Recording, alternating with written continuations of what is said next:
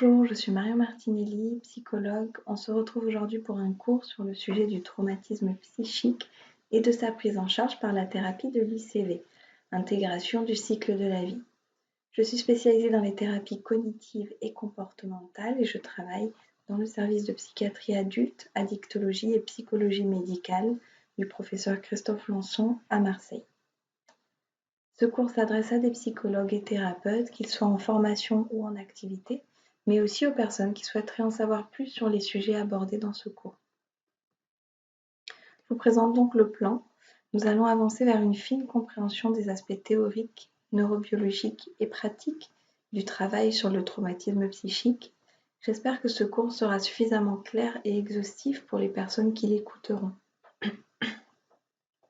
J'ai fait le choix, quand j'ai construit ce cours, de présenter d'abord les principes généraux, qui sont nombreux, mais absolument essentiels à connaître et à comprendre, tant pour les praticiens que pour leurs patients.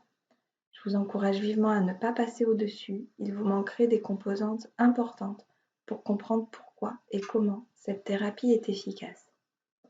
D'autant plus que dans ma pratique professionnelle, personnellement, je me sers de quasiment toutes les diapos dans ce qui est la partie psychoéducative du trauma, avant de débuter un travail de désensibilisation. Nous allons commencer par une partie introductive sur le concept de traumatisme psychique et d'intégration du cycle de la vie. Ensuite, les principes généraux et psychoéducatifs du trauma, tels que l'utilisation de l'imagerie mentale, le cerveau gauche et le cerveau droit, l'accordage affectif, la réponse au stress traumatique et le phénomène de dissociation, l'amnésie traumatique, le corps calleux et le cortex singulaire antérieur avec l'impact de la pleine conscience. La troisième partie représente la bibliographie et l'histoire de l'ICV. Elle permettra d'approfondir les connaissances à ce sujet. Vous l'aurez peut-être compris, ce cours se présente aussi sous la forme d'une revue de la littérature. Et enfin, un côté plus pratique de l'ICV avec les différents profils concernés, les effets attendus, les consignes données aux thérapeutes, les différents protocoles en ICV. Sachant que ce cours ne fait pas office de formation et que les différents protocoles ne seront d'ailleurs pas développés énormément. Et l'objectif de cette vidéo n'est pas de court-circuiter les ouvrages ni les formations dans ce domaine.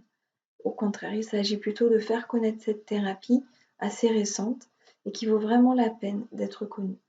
Pour ma part, je l'apprécie beaucoup et ses effets sur la qualité de vie générale des patients, rapides et ciblés, méritent d'être connus. À travers ce cours vidéo, j'espère donc vous donner envie de vous y intéresser. Les 4 parties du cours sont divisées en 4 vidéos que vous trouverez sur la chaîne YouTube de la Psychiatrie du Soleil. En dessous de cette vidéo, dans le descriptif, vous trouverez sous ce format tous les liens vers les livres que je vais vous présenter pendant toute la durée de ce cours. Pour les retrouver, il faut cliquer sur « Afficher plus » en dessous de la vidéo. Vous y trouverez également les autres références qui m'ont permis de construire ce cours, articles, thèses, etc. Et autres cours, dossiers, sites internet. Vous trouverez également les liens vers l'Association française d'ICV, les formations et le répertoire mondial des praticiens en ICV, ainsi que le site internet de Peggy Pace qui est à l'origine de cette thérapie. On va donc introduire sur cette vidéo-ci le cours avec la partie 1, introductive, qui nous permettra de revenir sur les définitions des 2 points abordés. Tout d'abord, le traumatisme psychique,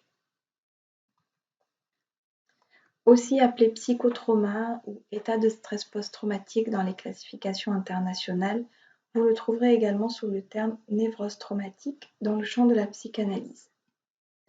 Il se définit par l'ensemble des troubles psychiques et physiques survenant de manière brutale à chronique après la confrontation à un événement qui a menacé l'intégrité physique ou psychique d'une personne. Ces troubles peuvent s'installer durant des mois, des années, voire toute une vie en l'absence de prise en charge. La thérapie par ICV part de l'hypothèse que les troubles psychologiques qui génèrent des formes de dissociation s'expliquent au moins en partie par une connectivité et une organisation neuronale insuffisante. Retenez bien ces termes, nous y reviendrons à plusieurs reprises dans ce cours. Au même titre que des chocs traumatiques, attentats, agressions physiques, etc., les négligences et les maltraitances, que ça soit induit par les parents ou autres personnes de l'entourage, sont également génératrices de traumatismes psychiques chez l'enfant, dans le sens d'un manque d'attachement nécessaire au bon fonctionnement de son cerveau et d'une connectivité neuronale suffisante. En effet, un bébé a besoin de ses parents pour le protéger physiquement, mais sa vulnérabilité inclut aussi sa difficulté à réguler ses propres émotions et à donner du sens à ce qu'il est en train de vivre. Ça, c'est le rôle des figures d'attachement, de l'aider à le faire. Lorsque ces figures d'attachement ne sont pas capables de répondre à ce besoin, l'enfant peut grandir dans la peur et l'incompréhension du monde qui l'entoure. Par exemple, les enfants peuvent être ainsi plus à risque de développer plus tard des troubles anxieux, des troubles autistiques, des troubles de l'attention, trouvant au moins en partie leur origine dans ce dysfonctionnement neurobiologique. Ces études ne mettent pas en évidence qu'il y a forcément une origine traumatique à ces troubles, mais plutôt que les traumas peuvent déclencher ou aggraver des troubles qu'on qualifierait de neuroatypiques. J'insiste sur ce point car le courant psychanalytique a longtemps confondu troubles autistiques et troubles de l'attachement. Aujourd'hui, les neurosciences ne s'inscrivent pas dans ce modèle. Le mécanisme du psychotrauma est bien plus complexe que cela.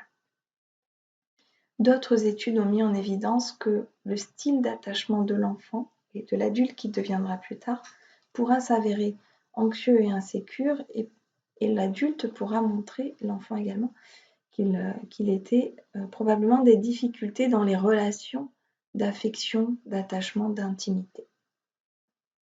Je ne vais pas développer plus cette partie-ci. Si vous souhaitez en savoir plus, je vous propose de visionner la courte vidéo intitulée « Trauma et théorie polyvagale » sur YouTube. Elle est en français et disponible en libre accès. Pour ma part, dans ma pratique de thérapeute, je la visionne avec mes patients quand on aborde la partie psycho-éducative du traumatisme psychique. Je me sers en complément de certaines de mes diapos que vous verrez dans ce cours. Bessem van der Kolk, psychiatre américain mondialement connu, spécialiste du syndrome de stress post-traumatique, auteur du livre « Le corps n'oublie rien », explique que le trauma est en réalité une inconscience du trauma, c'est-à-dire que l'événement douloureux est aujourd'hui terminé, mais le corps continue de réagir comme si cet événement continuait à se produire. Les personnes réagissent dans le présent avec les mêmes réactions biologiques, immunologiques, émotionnelles et comportementales, sans faire le lien avec l'événement du passé. À terme, on parle de maladie de présentification. Les personnes traumatisées ne peuvent pas vivre ici, dans le présent, et la solution au trauma pourrait être de les aider à être entièrement vivantes dans le présent. Sur le plan clinique, le traumatisme psychique se compose généralement des signes suivants.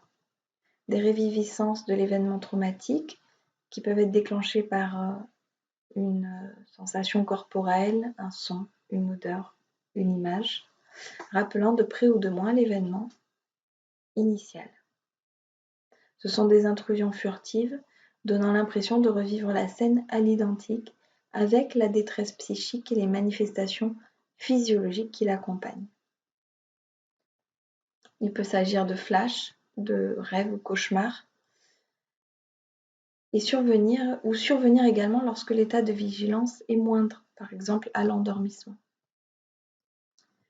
L'évitement de tout ce qui se rapporte au trauma ou pourrait le rappeler, lieu, sujet de conversation, personne, mais aussi des sentiments, des sensations dans le corps qui pourraient s'apparenter au traumatisme subi, comme par exemple un sentiment d'étouffement ou de ne pas arriver à respirer pour des personnes qui auraient vécu une expérience de noyade, dans un contexte traumatique, évidemment.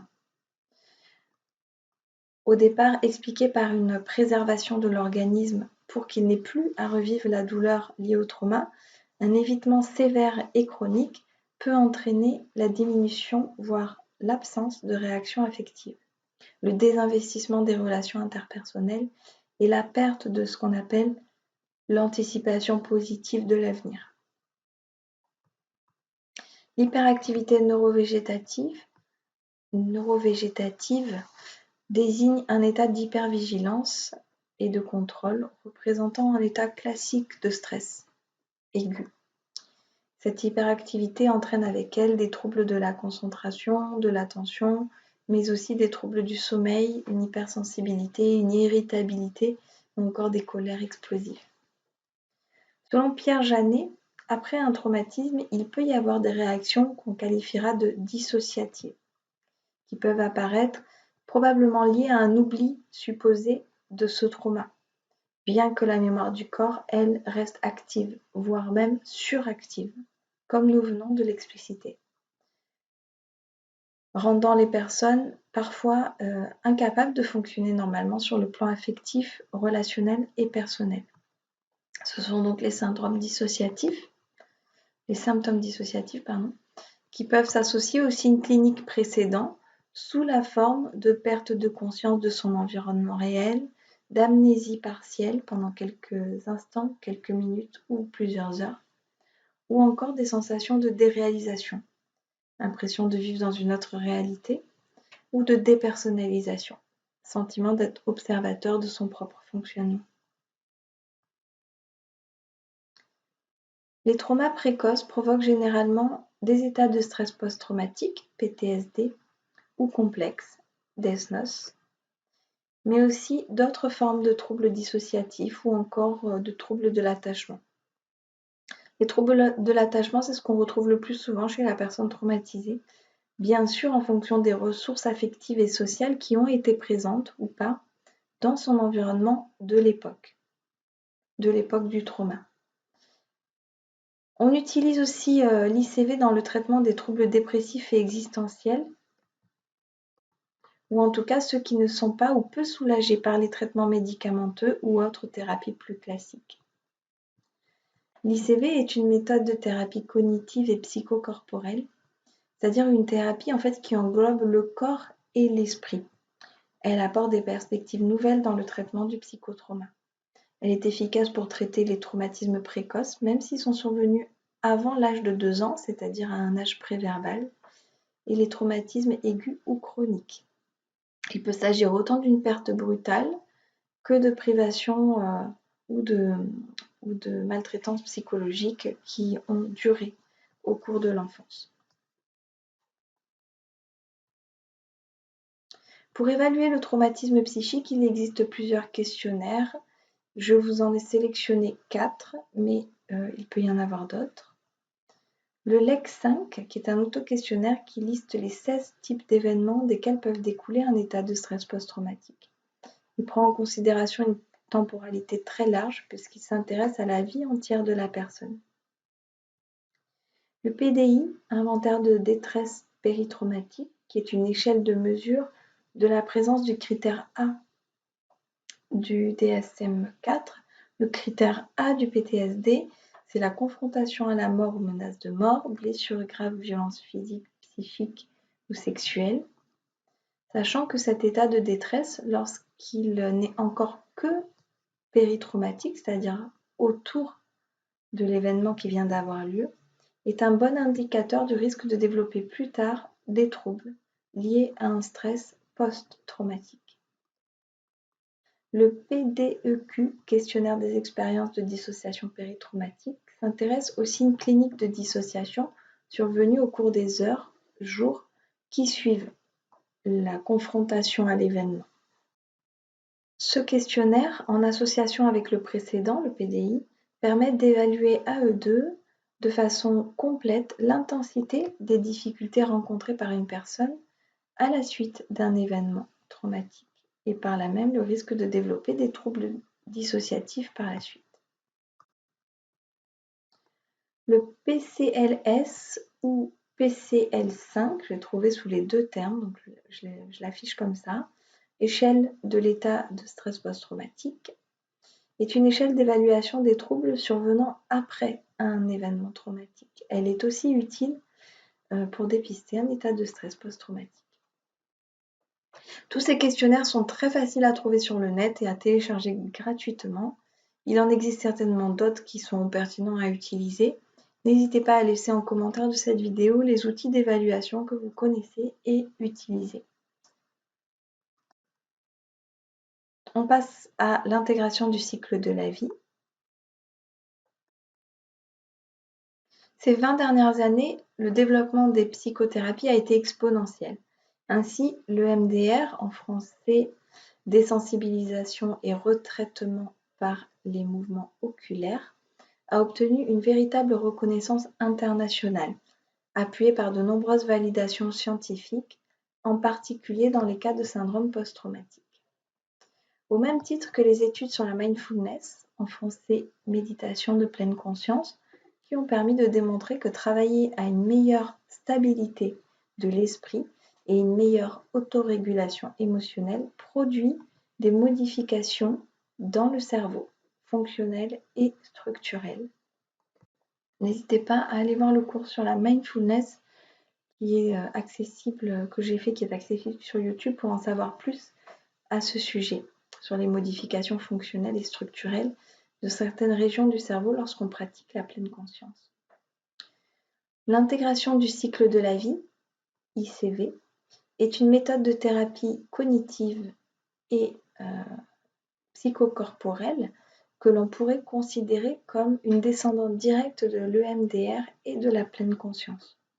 Comme je vous le disais en introduction, j'ai fait le choix en construisant ce cours de présenter d'abord les principes généraux qui sont absolument essentiels à comprendre et à maîtriser quand on veut pouvoir utiliser cet outil de l'ICV. Et je vous encourage vraiment à ne pas passer au-dessus parce qu'il vous manquerait des composantes importantes pour comprendre pourquoi et comment ça fonctionne.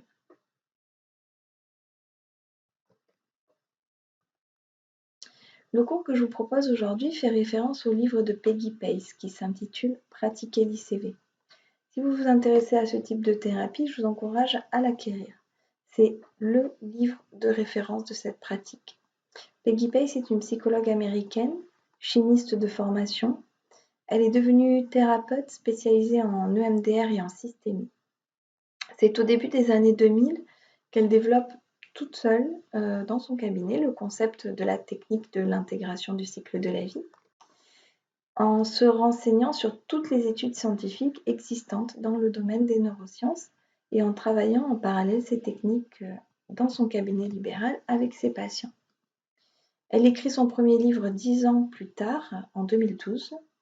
Que je vous affiche ici, il n'existe pas de traduction française de ce premier ouvrage.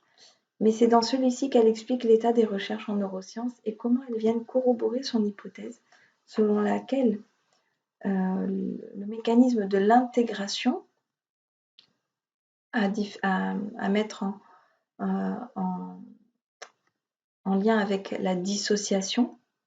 Donc, comment ce mécanisme de l'intégration permet d'améliorer la santé, tant sur le plan émotionnel que mental, mais parfois aussi physique, des personnes souffrant de troubles psychologiques, et ce de manière durable.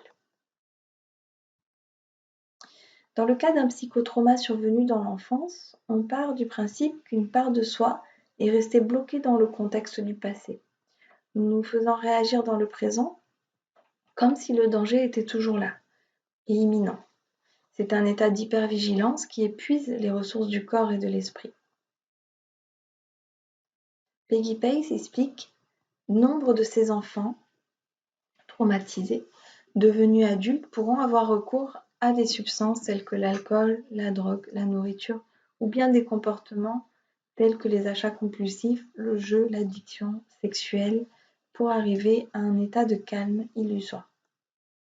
L'utilisation de ces substances ou de ces comportements aura souvent des répercussions destructrices, pouvant aller jusqu'à une vraie mise en danger de l'individu. » L'objectif est donc de traiter les traumatismes et de consolider la structure du soi entre l'enfant et l'adulte, dont on parlait à l'instant. Les postulats de départ, il y en a 2.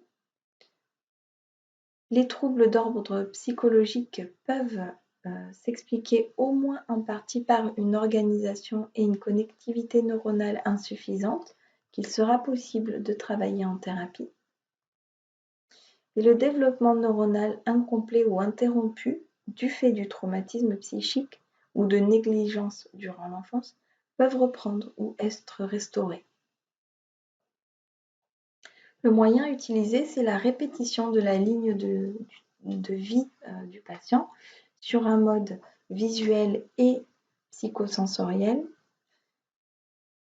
C'est pour cela que l'on dit que l'ICV est d'ailleurs une thérapie cognitive et psychocorporelle. À l'époque où Peggy Pace a mis au point l'ICV, l'EMDR disposait encore de peu de protocoles en comparaison à aujourd'hui. Et elle faisait le constat que le traitement des traumatismes complexes était difficile avec l'EMDR, souvent trop confrontant pour le patient. L'ICV est alors apparu à l'époque comme une thérapie plus douce, avec moins de risques de retraumatisation. Je ne dis donc pas que l'une de ces techniques est supérieure à l'autre en termes d'efficacité, au contraire, elles sont très complémentaires, et surtout si on sait dans quel contexte les utiliser. Peggy Pace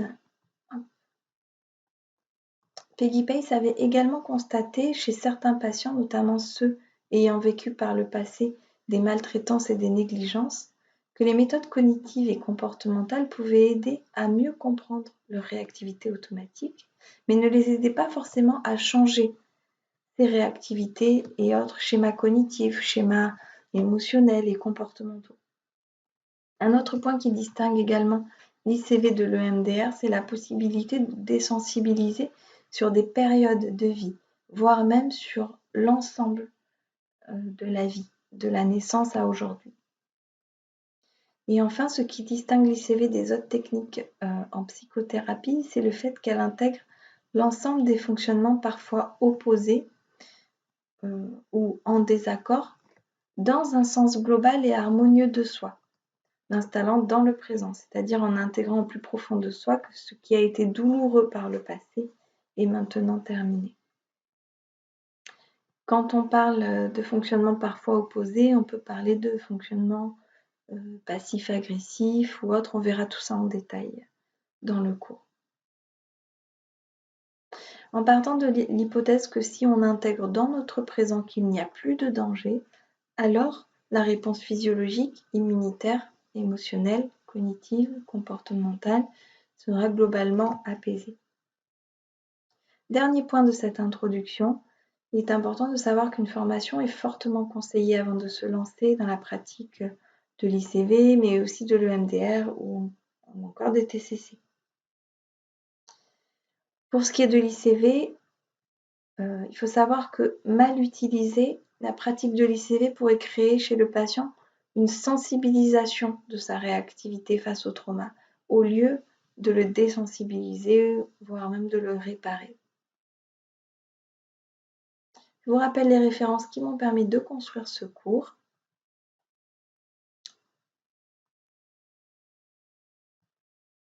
J'espère que cette introduction aura été pas trop difficile à comprendre pour vous, utile et instructive.